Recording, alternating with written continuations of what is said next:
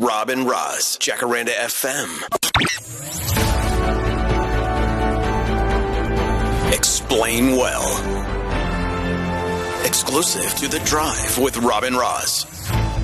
And we're talking water again today because it's still out in large portions of Johannesburg. There are still lots of people who've gone weeks now without anything.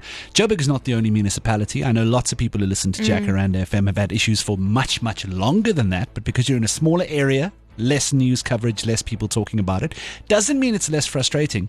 And then yesterday we heard that story about there were 20 suburbs that have been out for more than 10 days because a valve was closed that someone should have opened. Yes, imagine. So that apparently prolonged it. It wasn't the main cause, but it prolonged it. Yeah.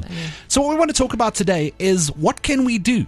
You know, as soon as load shedding kicked in for 7 million days in a row and we didn't have any power, all of a sudden companies sprung up. You know, you can rent solar panels now, which is what I'm doing. Lots of people installing inverters at the house of various sizes. There's something you can do about power. What can we do about water? Look, it is something that we have to be honest with each other. Not everyone can do what I'm about to tell you because some of us live in apartment buildings. So this is for someone who is living in a space, a freestanding house.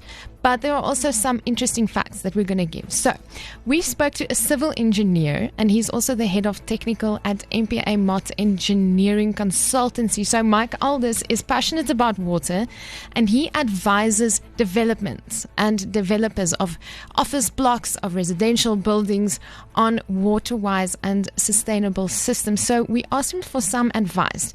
So the first thing that he said, like when we did with Eskom, the first thing that you need is a backup system if you have the space to do so. Just like you've put an inverter in your garage with some batteries, the option is to put in a storage tank for municipal water and a small pump to supply that back into your household. Most of the tank manufacturers now have come up with what they call slimline tanks, more rectangular or oval in profile, so you can put them up against a wall relatively easily out of the way. Yeah, I mean, that would have to be me. Ek het die plek in my huis ewig vir 'n groot ronde Jojo tank nie. Which by the way we're hearing is sold out all over the place as people try to deal. No, but I get it. Jy weet, jy's wat se naam vol en jy wil nie meer nie. I mean, my uncle is a very handy guy. Can do anything. You know, one of those people, doesn't matter if it's a pipe or a wire or a piece of wood or a piece of metal or a car engine, he can do it.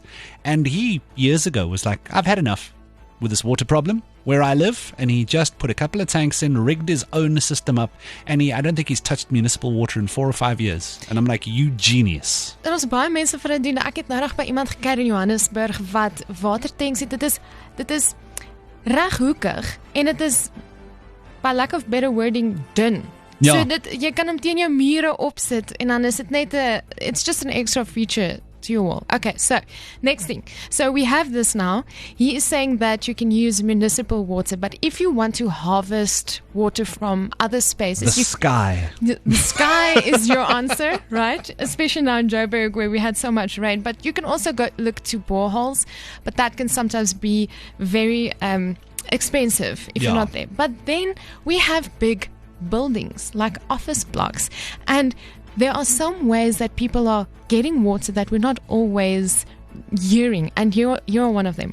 We've actually been working on a number of water resilience projects with major developers, particularly in areas where we have deep basements. There's a huge amount of groundwater that goes to waste that's pumped out of the basements into basically just stormwater system. And there's obviously opportunities to reuse that as a particularly critical resource. Now that's actually smart, especially for big companies and big developments. And you know, if you're putting up a new office block, and you're going to dig down through the water level, gaan haal hy water. Ja, of die water van weggooi, nie gaan haal het. En hulle gebruik die water van lugverkoelingsstelsels ook op hierdie manier. So dis een van die goeders, dis een van die maniere hoe hulle dit doen. Goed. Now there's water, there's a system. The next question is, how do I use the water that are in my tank, or the water that is in my tank, as efficiently as possible in my house or wherever I stay? So he says that places that you can start is by looking at your dishwasher or your washing machine. How much water does those things use? You can even look at shower heads. So he says older ones use 8 to 10 times more water than the newer ones that have a low flow shower head. Interesting. It's a lot. That is a big saving over It is time. a lot. And then also a very interesting thing, I went to a convention where they were speaking about toilets that they're installing in malls that only use 1.5 liters of water per flush. Well- they use water to push everything down. Clever. Okay, so this is what their experience is if you make minor adjustments like this. The most important thing that people really need to look at is their own internal efficiencies. If one looks at a lot of the new developments, it's not uncommon to get a 40 to 60% water saving with relatively minor interventions. Fair enough. Relatively minor. I mean, changing a shower head that's been in your house since the 90s might be a smart idea. Yeah. Daar is goed wat ons kan doen. We'll go and put some details up on jacarandafm.com/drive. It is an issue at the moment. And I think we are heading to the point where more and more of us are going to have to start considering not just how to deal with the lack of power, but how to safeguard your house against water as well. Thanks. It sounds exhausting and expensive.